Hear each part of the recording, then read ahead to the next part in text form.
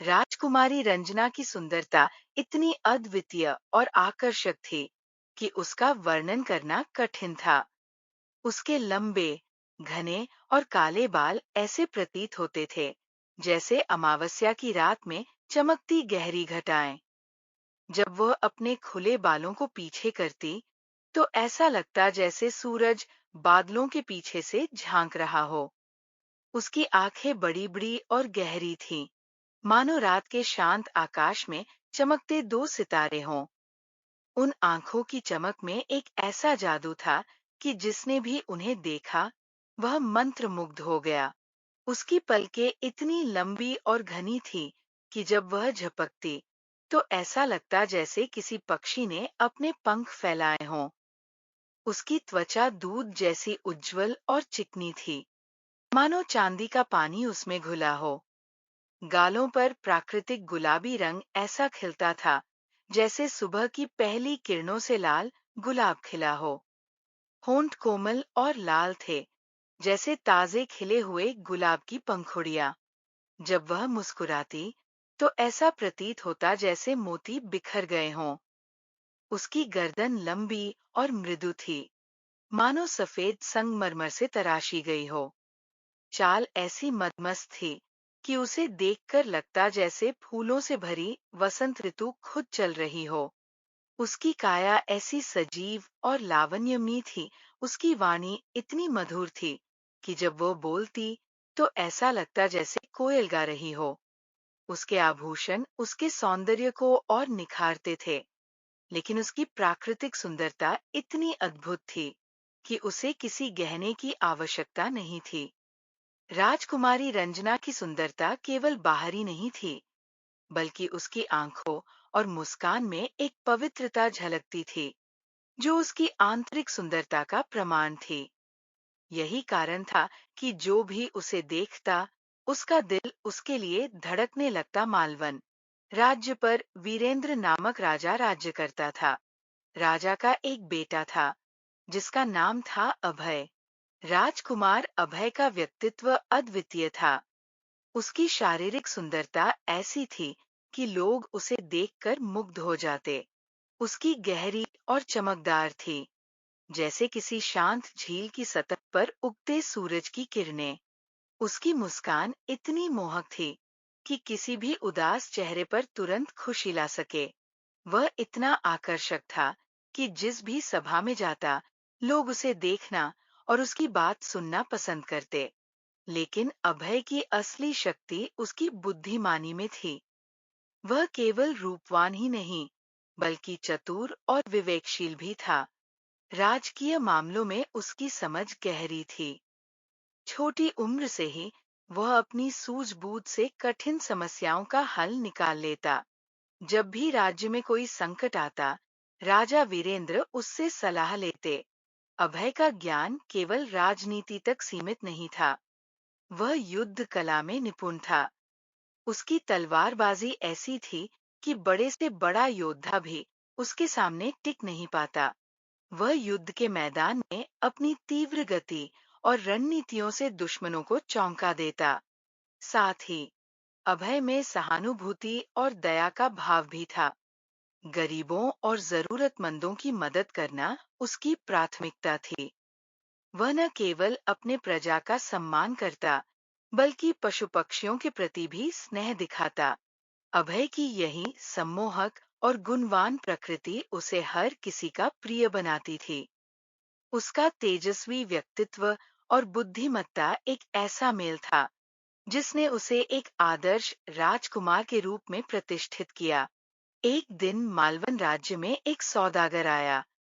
पुराने समय में राजा महाराजाओं को खुश करने के लिए सौदागर एक से बढ़कर एक अद्भुत वस्तुएं लेकर आते थे। सौदागर को आया देख राजकुमार अभय ने पूछा, बताओ सौदागर, अब की बार क्या नया लाए हो? सौदागर ने कहा, जी राजकुमार, और एक तस्वीर दिखाई। वह तस्वीर विश्व सुंदरी राजकुमारी रंजना की थी। जब राजकुमार ने उसे देखा, तो देखता ही रह गया। इतनी सुंदर स्त्री उसने अपने जीवन में तो क्या, अपने सपनों में भी नहीं देखी थी। राजकुमारी के नए नक्श देखकर अभय अपनी सुध बुध खो बैठा। ध्यान टूटा तो उसने सौदागर से पूछा, कौन है ये सुंदरी? सौदागर ने बताया, हे राजकुमार, 7 समुंदर पार सुवर्णपुर नाम का शहर है, जहाँ सत्यसेन नाम का निर्दयी राजा राज करता है। ये सुंदरी उसी की पुत्री राजकुमारी रंजना है। ये सुनकर राजकुमार अभय ने सौदागर को बहुत से हीरे जवाहरात इनाम में दिए और मन में विचार किया, जब तक ये स्त्री मुझे नहीं मिल जाती, मेरा जीना व्यर्थ है। अगर वह है, तो सब कुछ है। अगर वह नहीं, तो कुछ भी नहीं। चाहे मुझे इसके लिए कुछ भी करना पड़े, पर अब तो बस राजकुमारी रंजना को हासिल करना ही मेरे जीवन का मकसद है। उसने तुरंत राजसी वस्त्र त्याग दिए और साधु का भेष धारण कर जंगल की ओर चल दिया। जब राजा वीरेंद्र को ये समाचार मिला, तो वो तुरंत अभय के पास गया और बोला, बेटा, ऐसा क्या दुख हो गया जो तू राजसी जीवन छोड़कर फकीर बनने चला? हमारे बुढ़ापे का सहारा और राज्य का होने वाला राजा है तू। फिर ये कदम क्यों उठाया? राजकुमार ने उत्तर दिया, पिताजी, मेरे मन में अब रंजना बस चुकी है। मुझे उसके सिवाय और कुछ नहीं दिखता। राजा ने कहा, बेटा, तुम समझदार हो, क्यों नादान जैसी बातें कर रहे हो? आज तक रंजना के द्वार पर जो भी गया, वो वापस नहीं लौटा। उसके चक्कर में न जाने कितनों ने अपनी जान गंवा दी। राजकुमार बोला, पिताजी, अब मुझे रोकने की कोशिश मत कीजिए। अब मैं रुकने वाला नहीं। अगर मेरे शरीर में प्राण है, तो मैं जरूर जाऊंगा। माता भी अपने पुत्र को रोकने आई, लेकिन अभय पर उनकी बातों का भी कोई असर नहीं हुआ। उसने कहा, माँ, मुझे मत रोको। अगर मैं नहीं गया, तो यही प्राण त्याग दूंगा। काफी दिनों तक कठिन यात्रा करने के बाद राजकुमार अभय सुवर्णपुर पहुंचा और राजकुमारी के महल के सामने आसन जमाकर बैठ गया। संयोगवश एक दिन जब राजकुमारी रंजना महल की खिड़की में खड़ी थी, तो उसकी नजर अभय पर पड़ी। राजकुमार अभय तो बावला था ही, राजकुमारी रंजना भी उस हट्टे-कट्टे युवक को देखकर मोहित हो गई। उसने पूछा, हे योगी, तुम कौन हो?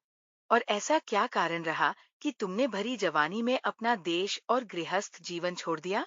राजकुमार अभय ने उत्तर दिया, तेरी मोहब्बत ने मुझे यहाँ खींचा है। तेरे बिना मेरा जीवन अधूरा है। अगर तू मुझे नहीं मिली, तो मेरा जीना बेकार है।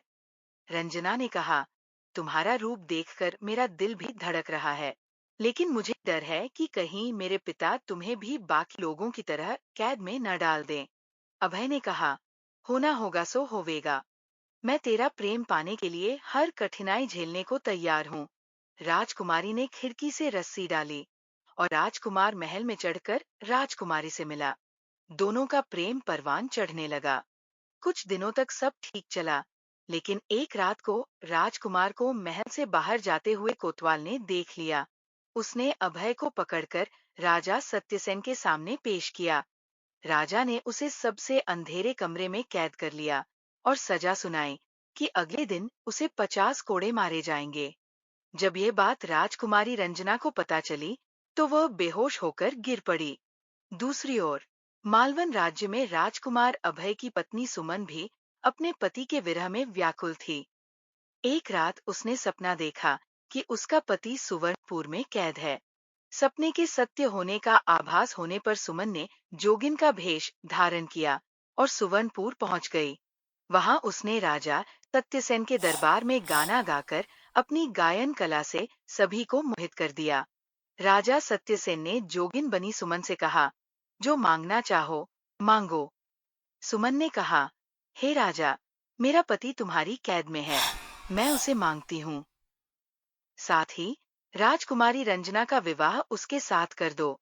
राजा ने वचन निभाते हुए अभय को रिहा कर दिया और राजकुमारी रंजना का विवाह अभय के साथ कर दिया। राजकुमार अभय अपनी पत्नी सुमन से माफी मांगता है और सुमन उसे माफ कर देती है। तीनों मालवन लौट आते हैं और खुशी खुशी जीवन बिताते हैं। यह कहानी हमें यह समझने में मदद करती है कि सच्चा प्रेम वह है जो न केवल प्राप्त करता है, बल्कि त्याग भी है, जो केवल मांगता नहीं बल्कि देता भी है। सच्चा प्रेम और विश्वास हर कठिनाई को पार कर अंत में विजय का ताज पहनता है। कहानी में अंत तक बने रहने के लिए आपका तहे दिल से धन्यवाद।